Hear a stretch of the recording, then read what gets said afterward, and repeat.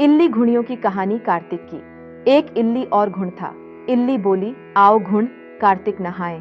घुड़ बोला, तू तो गोरी पड़ी है, तू ही नहा ले। मेरे तो मोट बाजरा पड़ी है, मैं तो नहीं नहाऊंगा।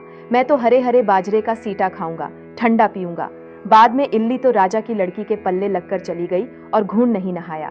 कार्तिक उतरते ही दोनों मर गए। बाद में इल्ली ने कार्तिक नहाने के कारण राजा के घर जन्म लिया और घुड़ राजा के घर गधा बना। जब बेटी के विवाह का साया निकलवाया तो विवाह का दिन निकल गया और ससुराल जाने के लिए विदा आने लगी तो बेटी की बैलगाड़ी रुक गई। राजा रानी बोले कि बैलगाड़ी क्यों रुक गई, तुझे जो चाहिए मांग ले। तब लड़की बोली कि यह गधा मुझे चाहिए। तो वह बोले, यह क्या मांगा, यह मत ले जा चाहे और धन दौलत ले जा।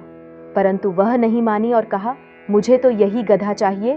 तो वह फुदक फुदक कर भागने लगा। जब लड़की महल में जाने लगी तो उसे सीढ़ी के नीचे बांध दिया।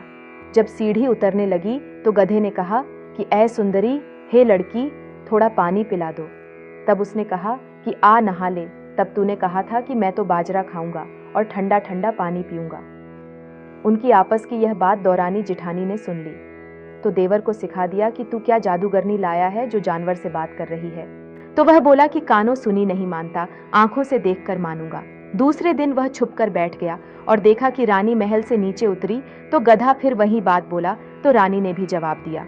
तब वह तलवार निकालकर खड़ा हो गया और बोला कि तू जानवर से क्यों बात कर रही है, तू बात बता दे, नहीं तो तलवार से मारूंगा। तब रानी ने कहा कि औरत का भेद मत खोलो। तब राजा ने कहा कि मैं तेरा पूरा भेद खोलूंगा। तब रानी ने कहा कि पिछले जन्म में मैं तो इल्ली थी और यह घुड़ था।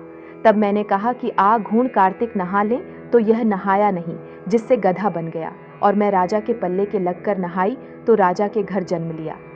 इसलिए मैं तो पिछली बात कर रही थी। यह बात सुनकर राजा ने कहा, क्या कार्तिक में नहाने से इतना फल है? रानी ने कहा कि कार्तिक में नहाने से मैं आपके घर में राजपाट कर रही हूँ। तब राजा ने कहा कि इतना फल है तो हम दोनों अब जोड़े से नहाएंगे और बहुत दान पुण्य करेंगे, जिससे आगे हमें और ज्यादा सुख मिलेगा।